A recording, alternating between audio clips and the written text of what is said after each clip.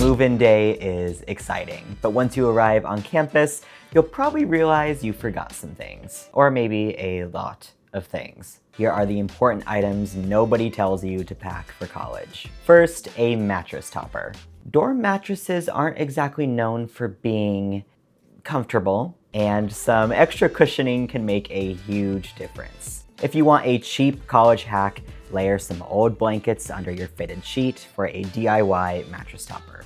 Next, shower shoes. Trust me, if you're using a shared bathroom, you're not gonna wanna forget shower shoes. Also, a small first aid and medicine kit, because colds don't care that you have an 8 a.m. class and you're not gonna wanna do a late night pharmacy run. Finally, a reusable water bottle. You're gonna be walking around campus a lot, and staying hydrated is one of the easiest ways to keep up your energy throughout the day. A few small items can make a huge difference once you're on campus. I'll see you next month with a new college prep talk.